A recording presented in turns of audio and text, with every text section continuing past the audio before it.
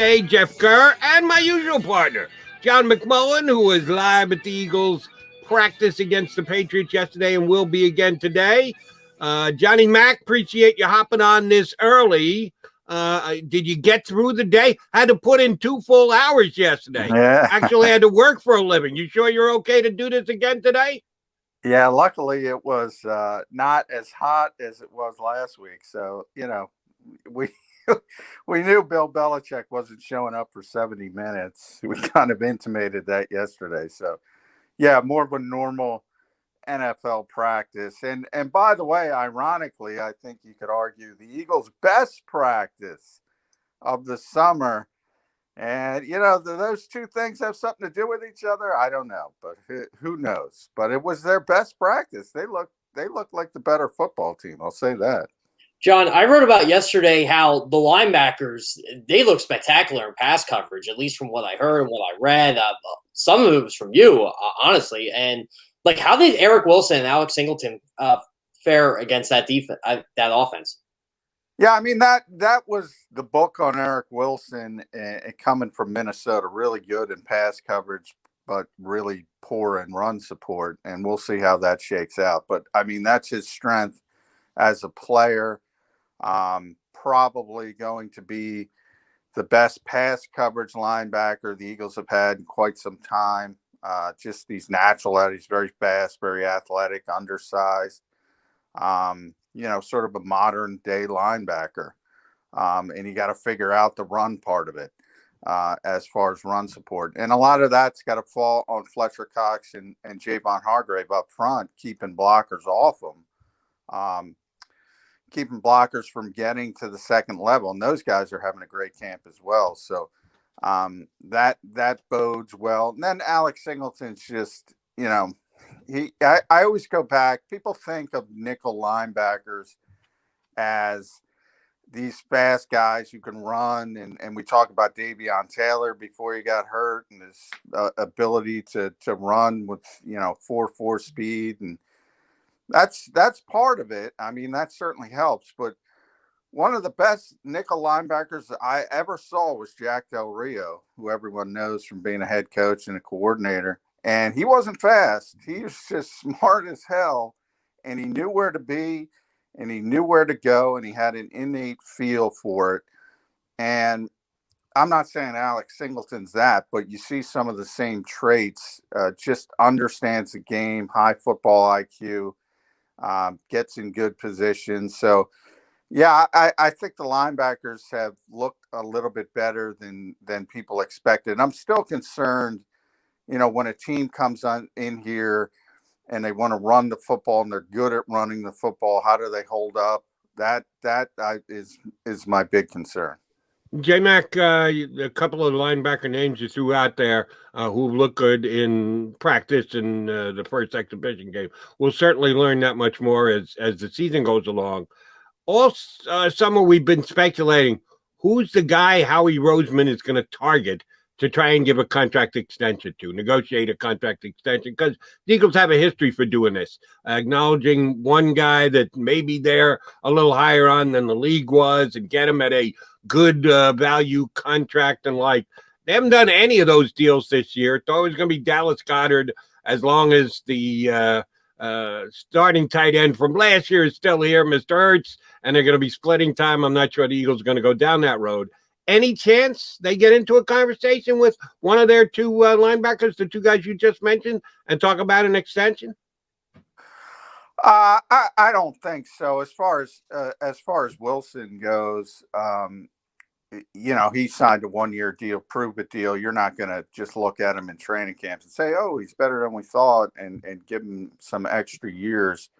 If you go back to Tim Jernigan, if he starts playing well and you're about 3/4, halfway through the season, you might start thinking about it then. But I think it's a little bit too early. And then Alex is a little bit older because of the journey he had to take. And undrafted guy, didn't have the big pedigree we always talk about, had to go to Canada, became a star there, came back. So he's like your your 24-year-old linebacker, even though he's 28, and that you still have control over him. So it's not as much of a concern. The four guys we always look at are Dallas Goedert, who you mentioned, Jordan Mailata, Derek Barnett, Josh Sweat. Those are the guys you would look for potential extensions. And I got to tell you, three of the four, they already, kicked the can down the road a little bit with Barnett just to restructure, just to get some space. So the three other guys, I mean, they'd love to get something done with Mailata before he hits the open market, but why would you do that if you're Jordan Mailata? Same thing with Josh Sweat. If he has a big year, he could cash in. So a lot of times it's just the player betting on himself and being savvy enough, or the agent being savvy enough to know the Eagles are trying to get, buy low, so to speak. So it's difficult. And then the last part is the salary cap is still an issue for this team until next year. So some of it is timing. I think with Jalen Hurts, especially from yesterday, it just seems like the guy's a gamer. Like, I feel like we can throw his practice stats out the window, so to speak, especially after yesterday. Well, they were good yesterday. You don't want to throw those out, Jeff. Well, he was playing our team too. That's where I was getting at. Yeah. I mean, he had by far his best practice yesterday. I mean, he was good, and the best part was he was good with the intermediate stuff. That's been the issue. He throws a nice deep ball. If you go back to the game, people are saying, why didn't you hit Quez Watkins? I mean, when we say you have a good deep ball, that doesn't mean you're going to be 100%. It's difficult to connect on those deep throws. There's so much timing to it. But he just has a natural ability to throw the football deep. And I think a lot of it just comes from there's no traffic out there. A lot of times it's man to man. You might have a safety coming over, but if you're throwing it to the outside shoulder, you kind of know it's either receiver is going to get it or it's going to go incomplete. So you can feel more confident throwing those types of passes. There's a lot of traffic in the middle of the field. A lot of bad things can happen. And two of the bad things happened in 7-on-7. So while we talk about all the good yesterday, Zach Ertz dropped a pass, turned into an interception. Kenny Gainwell dropped a pass, turned into an interception. Those are what intermediate routes can happen. It might not even be the quarterback's fault. And it can turn into a pick six, and quarterback's going to get blamed for it. So that his improvement there is the biggest part of it. And I think, he's got to follow it up. I mean, we need to start stacking days. The whole issue has been consistency. And the inconsistency from practice to practice. So you want to see that kind of settle down a little bit. But I will say that, and I asked Jalen this yesterday as well, and he admitted it. I was surprised because he usually doesn't admit these types of things. I asked him if he got frustrated in practice because of the quick whistles. And he said, yeah, I do. Because a lot of times he can get out of the pocket, but they're blowing the whistle. They're blowing the play dead. Because that's not what they're practicing. Number one. Number two, they don't want the quarterback hurt.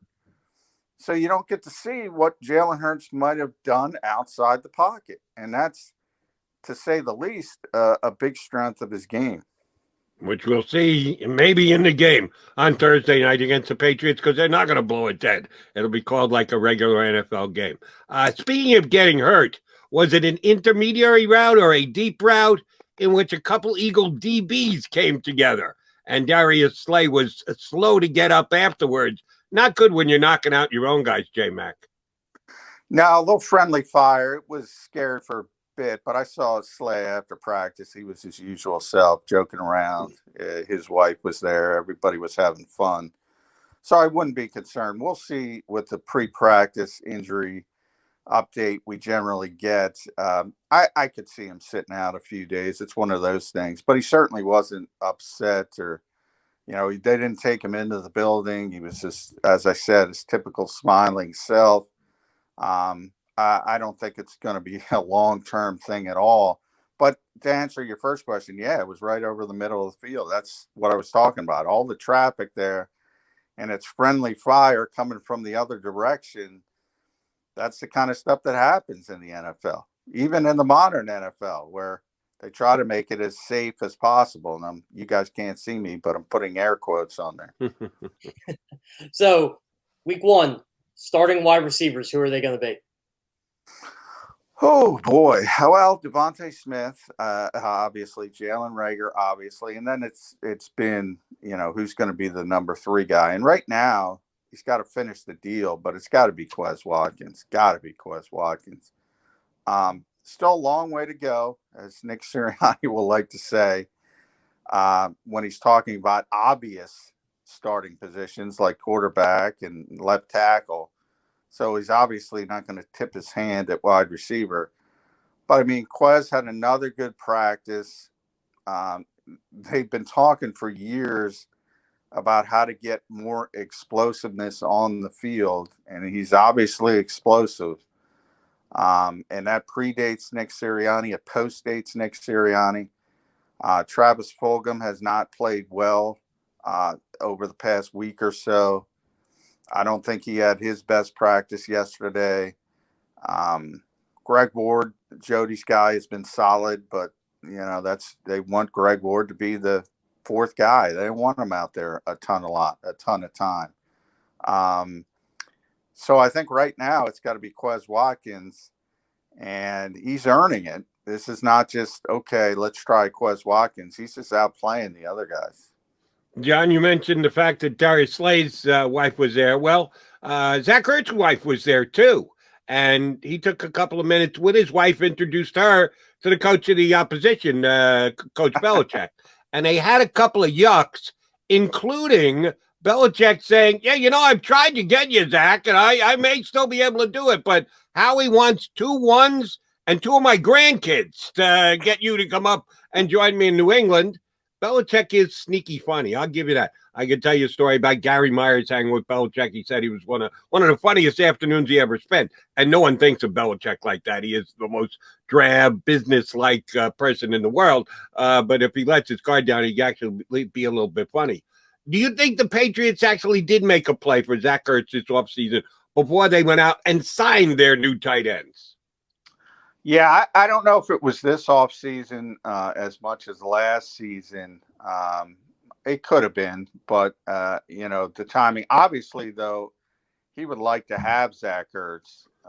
Nobody uses tight ends better than Bill Belichick and Josh McDaniels. So you go back to Gronk and Aaron Hernandez, and you see what they did in free agency this year. I mean, nobody has been better able to utilize 12 personnel than New England over the years. And that's always been Belichick's mindset, is that the old, when everybody zigs, everybody I zag. And everybody does the same thing in this league. And we all call it a copycat league.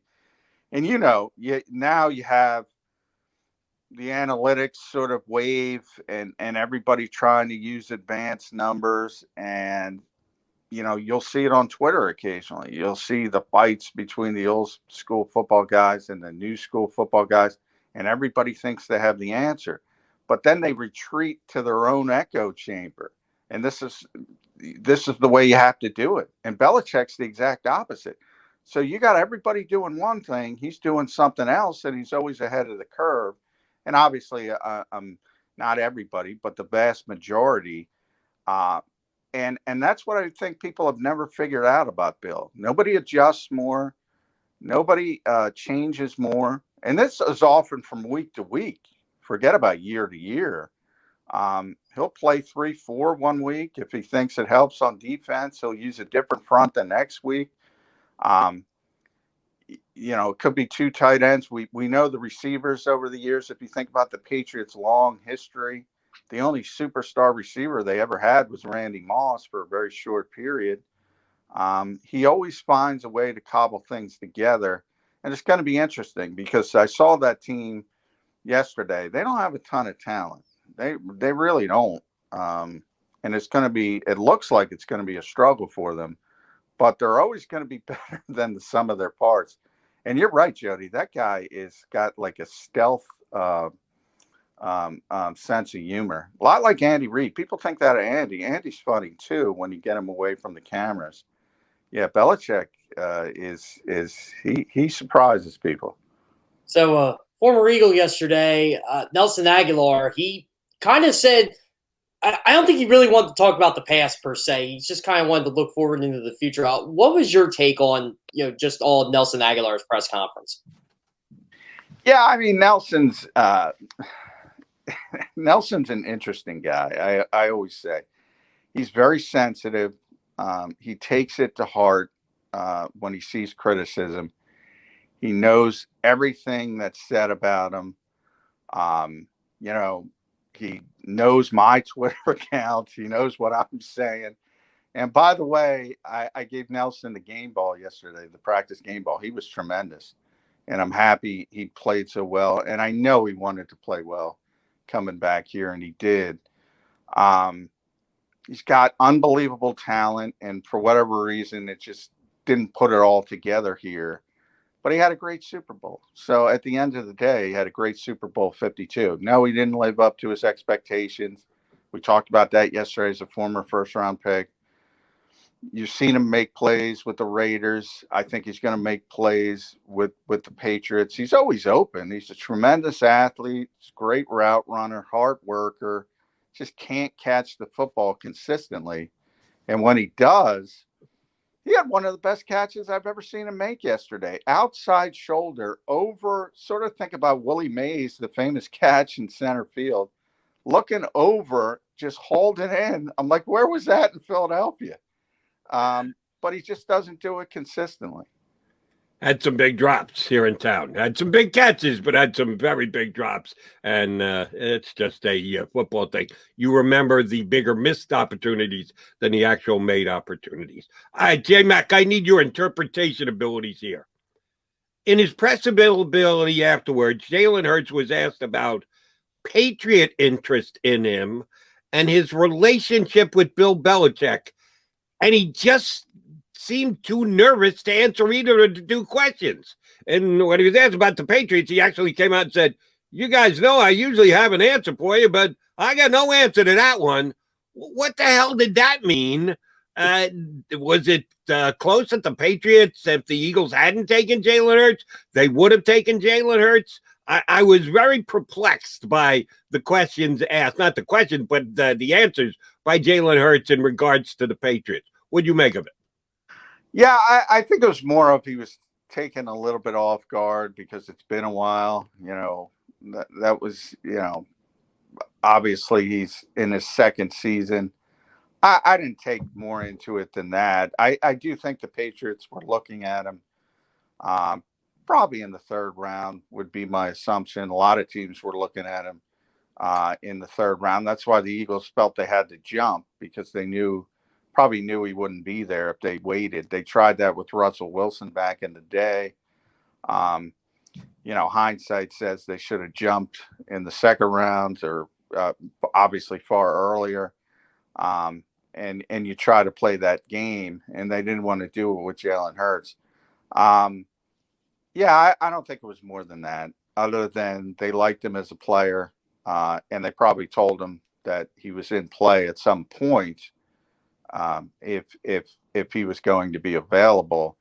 And he introduced himself to Bill Belichick on the field. I think everybody's, who's in this game is a little in awe of Bill Belichick when they meet him for the first time because of the reputation, and rightfully so, by the way.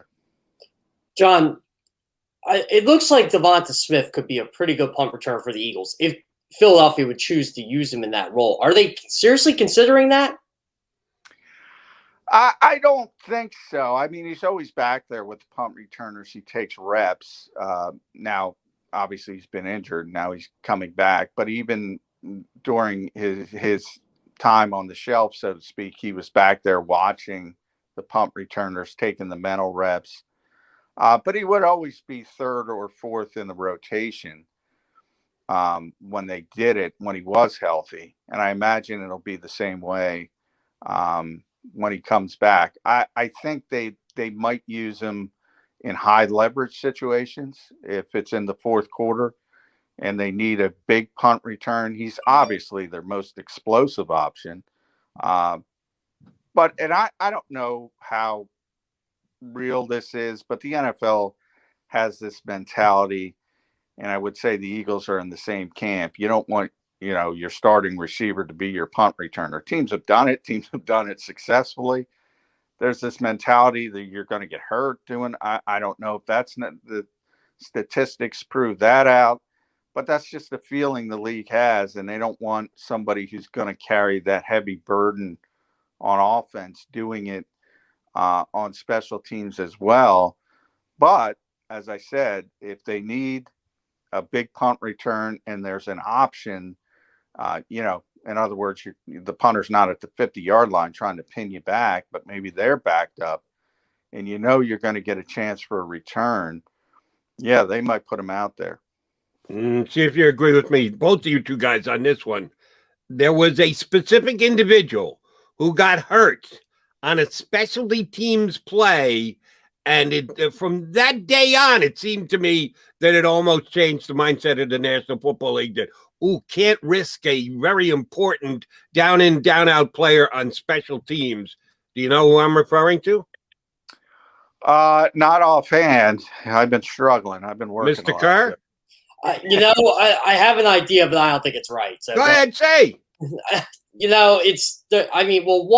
I was thinking Tyreek Hill, but that he ain't get hurt. So no, this goes back significantly before that. Okay, then I'm probably lost. And not a guy you would readily think of because he wasn't a wide receiver. He was a defensive back.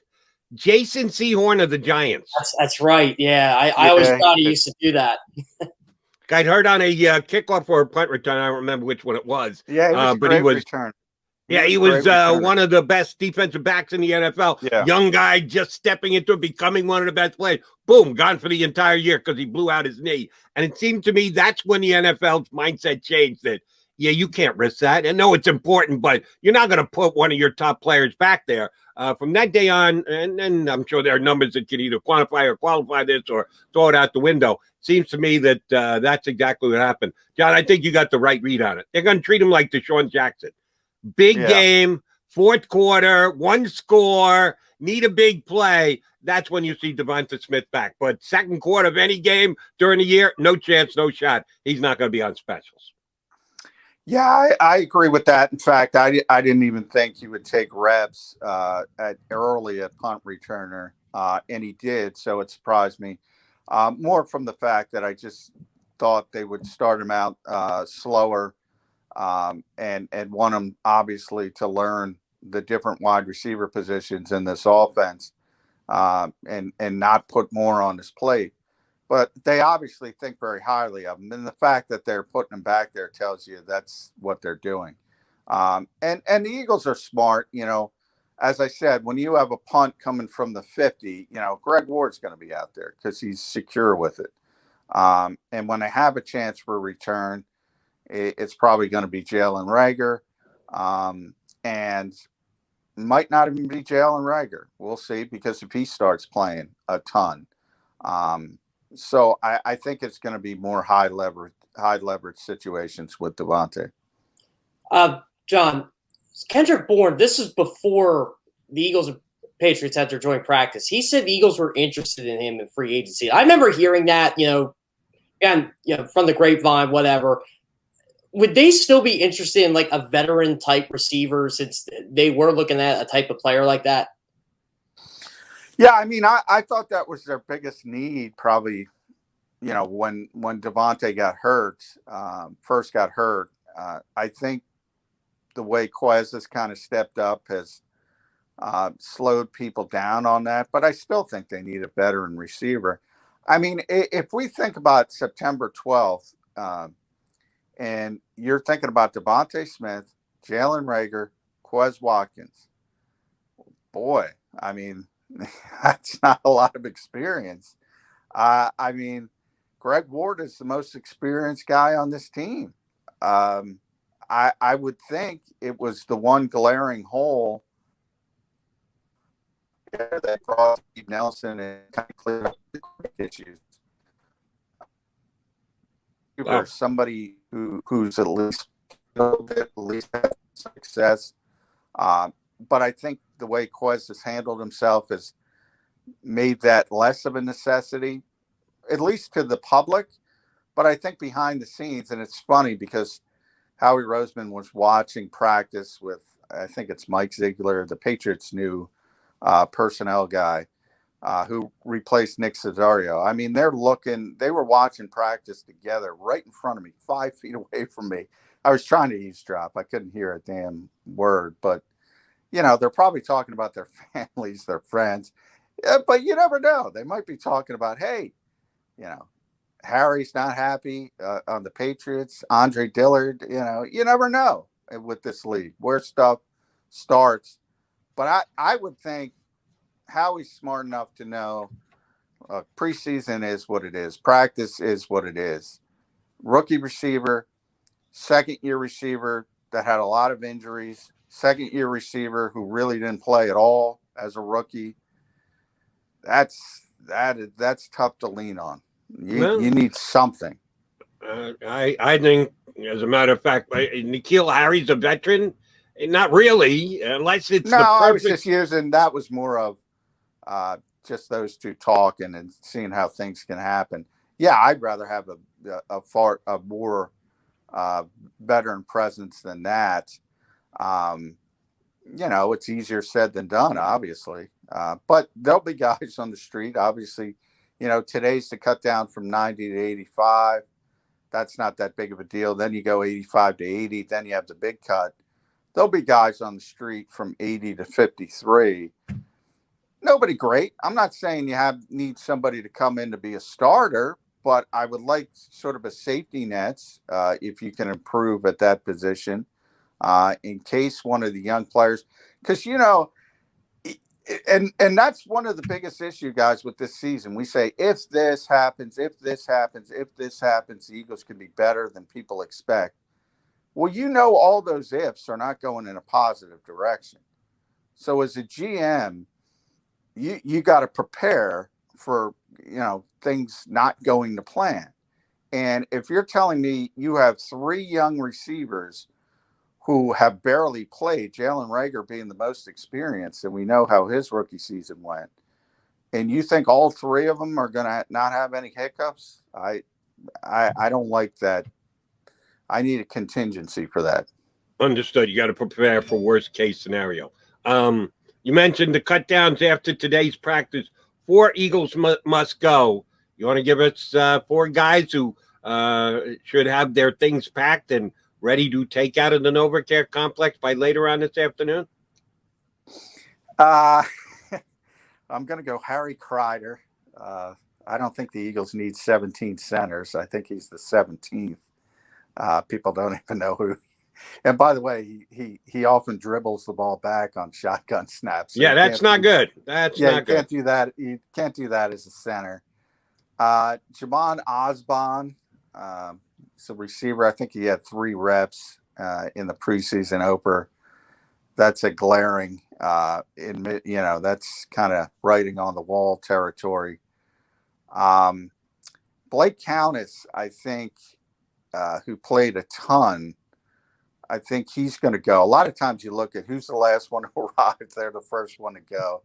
Kayvon Wallace was back at practice, so I don't think they need the body as much any longer. And then I got to think of a 4th. Well, I'll give you a couple names. You tell me which one do you think it is. Rashad Smith got beat up pretty good in the first exhibition game. Yeah. He was not good, and I'm not sure he makes it through today. And the other guy I hate to throw into the mix, but Elijah Holyfield. And I know everybody likes him, and he's a hard worker, and he's a popular guy on the team. They're going to keep him just because he's the best between the tackles guy they have? I don't think so. Well, Jordan's the best between the tackle guys, and Jordan Howard's going to make this team. Yeah, Elijah will be in the conversation. I always don't cut Elijah to 53 for what you said there, Jody. He works so hard. He's such a good representation of how you should practice. I think they like to keep him around. That's just my theory until the end. But he could certainly be one to go. Now, they might feel they need the body as well because Kerryon Johnson is now out with the knee injury, and he's going to be out week to week, probably more, to be honest. So I think that might save him. But yeah, he's in the conversation. Yeah, He's but if they need an extra running back, they can always take one of the 7 tight ends they still have on the roster. Even after Caleb Wilson gets picked off waivers, they still got 7 tight ends. J-Mac, that position's got to get cut down too. Yeah, and Jason Kroom has been injured. He's back. He might be a candidate, and he's got a little bit more experience. They might want to do him a solid to let him out there a little bit earlier. Remember, if you're cut earlier, sometimes it helps you. You see the Saints cut some veteran guys, Prince Mukamura, somebody else, I forget. That's doing them a favor. So they're not in the glut from 80 to 53 where you can get lost. Maybe you can hook on somewhere else. But yeah, 90 to 85. Nobody of vast importance, unfortunately, is going to go. Did the Giants do Clayton Thorson a solid by letting him go? One of Howie Roseman's most infamous draft picks. Well, he's got to finish up his tour of the NFC East. So yeah, they want to get him started. I guess with the Washington football team, because that'll be the final one. I think they got enough quarterbacks down there in Washington, John. By the way, are we finally getting a better representation now of week to week? It actually means week to week, not, we'll see you in 2 months. Yeah, they seem to be more honest about injuries, this regime, than the last regime. And there's a lot of reasons for that. It's probably the head coach, probably the PR guy coming back, Bob Lang. Yeah, they've been more honest about injuries. Well, then give me the honest take on the guy who I got overly concerned with this offseason and the fact that he didn't sign his contract till late. We're going to see Landon Dickerson in a practice before the start of the season. We know he's not going to play in any of the preseason games, but is there a chance we will actually see him suit up and practice before the season gets underway?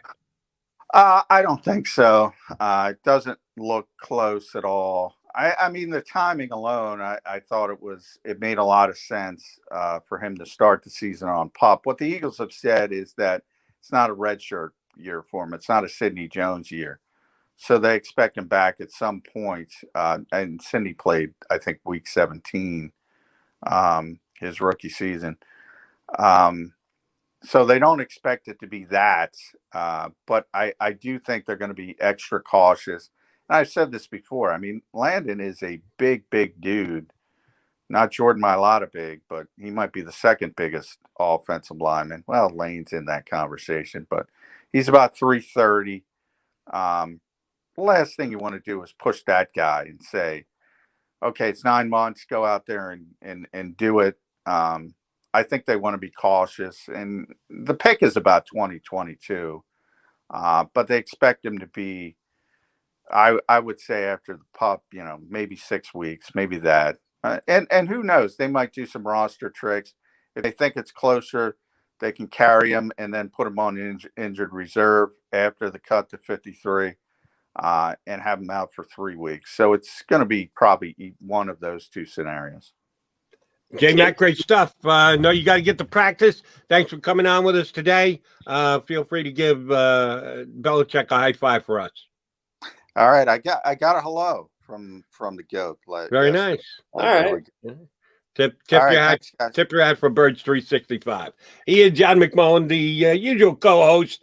Jeff Kerr filling in for him, doing a great job. And we got Johnny Mac up to start the show because he's got to get his nose into practice. Practice day 2 between the Patriots and the Eagles before the Thursday night exhibition game. All right, Kerr McDonald hanging with you on Birds 365. Come back. I got a couple more things I want to run by JK. Stay with us. If you missed any of today's show on the JAKIB Media channel, listen to the podcast on your way home. Available on YouTube, Apple, and Spotify.